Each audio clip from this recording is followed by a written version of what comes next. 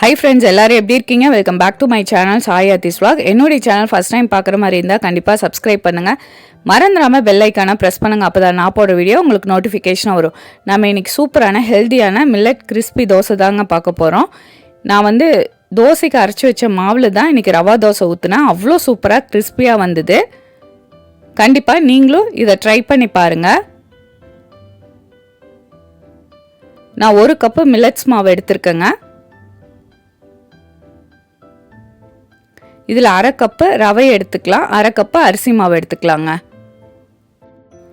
இந்த மில்லட்ஸ் மாவில் வந்து நான் கோதுமை, ராகி, கம்பு, சோளம், உளுந்து, வரகு, சாமை எல்லாமே ஈக்குவல் குவான்டிட்டி எடுத்து மெஷினில் கொடுத்து அரைச்சி வச்சுருக்கேங்க. இது இட்லி, தோசை, சப்பாத்தி, இந்த மாதிரி ரவா தோசை எல்லாத்துக்குமே சூப்பராக இருக்கும்.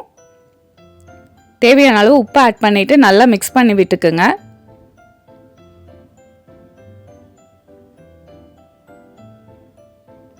இப்போ 2 கப்பு மாவாச்சுங்க. இதுக்கு 4 கப்பு ஃபஸ்ட்டு தண்ணி ஊற்றிக்கலாம். கொஞ்சம் கொஞ்சமாக ஊற்றி கட்டி இல்லாமல் நல்லா மிக்ஸ் பண்ணி விட்டுக்குங்க.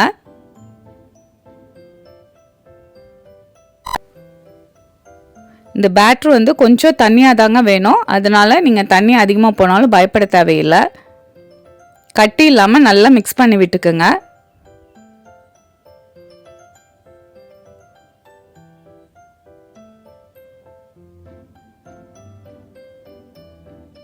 ஒரு மாவை அரைச்சி வச்சுட்டா நம்ம இதில் சப்பாத்தி, தோசை, இந்த மாதிரி ரவா தோசை, கஞ்சி எல்லாமே வச்சுக்கலாங்க.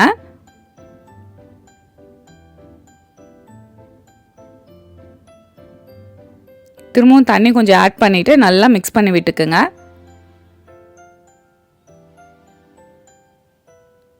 இந்த மாதிரி தண்ணியாக இருக்கணுங்க. இன்னும் கொஞ்சம் தண்ணி ஆட் பண்ணணும். கடைசியில் ஆட் பண்ணிக்கலாம். ஜீரகம் 1 ஸ்பூன் எடுத்துகிட்டு நல்லா தேய்ச்சி விட்டுட்டு ஆட் பண்ணிக்கிங்க. அப்போ தான் வாசனையாக இருக்கும்.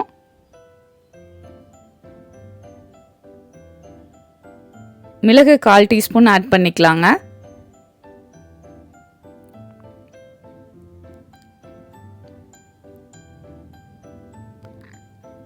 ஃபைனாக சாப் பண்ண பச்சை மிளகாயும் பெரிய வெங்காயம் 1 ஆட் பண்ணியிருக்கேங்க.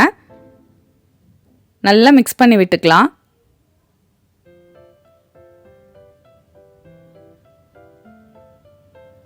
கொத்தமல்லி இலையும் ஆட் பண்ணிக்கலாங்க. கொஞ்சம் ஜாஸ்தியாகவே ஆட் பண்ணுங்கள். டேஸ்ட்டு சூப்பராக இருக்கும்.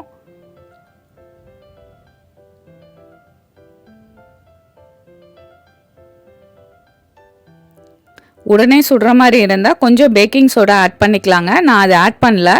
நான் 1/2 அன் ஹவர் விட்டுட்டு தாங்க தோசைக்கல்லில் ஊற்றுறேன்.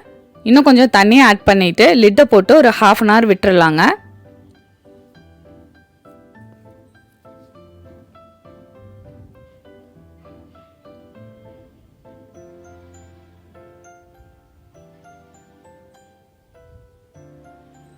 இப்போ 1/2 அன் ஹவர் கழிச்சிட்டு நல்லா மிக்ஸ் பண்ணி விட்டுருங்க.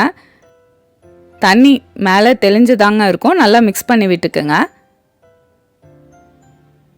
நான் நான்ஸ்டிக் பேனில் தாங்க இன்றைக்கி தோசை ஊற்றுறேன். லைட்டாக ஆயிலை ஸ்ப்ரெட் பண்ணி விட்டுக்குங்க.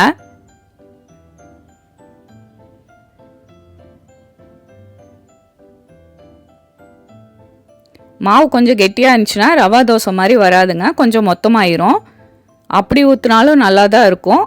நீங்கள் ரவா தோசை மாதிரி வேணும்னா கொஞ்சம் தண்ணி ஆட் பண்ணிவிட்டு நல்லா தண்ணியாகவே ஊற்றுங்க. நடுவில் ஹோல்ஸ் வர மாதிரி ஊற்றுங்க.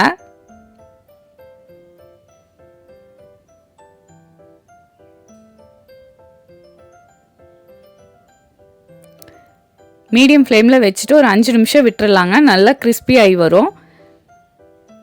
பாருங்கள் எவ்வளோ கிறிஸ்பியாக இருக்குதுன்ட்டு. மேலே லைட்டாக ஆயில் ப்ரெஸ் பண்ணி விடுங்க. பாருங்கள் சூப்பராக ரெடி ஆயிடுச்சு. ஒட்டாமல் சூப்பராக வந்துச்சுங்க.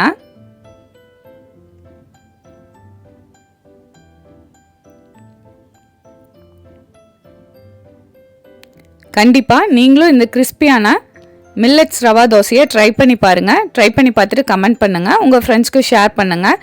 இதுக்கு வந்து நான் தேங்காய் சட்னியோட சர்வ் பண்ணுறேங்க. நீங்கள் கார சட்னியோட கூட சர்வ் பண்ணலாம். சூப்பராக இருக்கும். என்னுடைய சேனல் சாய் ஆதிஸ் vlog லைக் பண்ணுங்கள், ஷேர் பண்ணுங்கள், சப்ஸ்கிரைப் பண்ணுங்கள். மறந்துடாமல் பெல் ஐக்கானை ப்ரெஸ் பண்ணுங்கள். அப்போ தான் நான் போடுற வீடியோ உங்களுக்கு நோட்டிஃபிகேஷனாக வரும். இன்னொரு இன்ட்ரெஸ்டிங்கான ஹெல்த்தியான ரெசிபிலாம் உங்களை மீட் பண்ணுறேன். Thank you so much. Have a good day.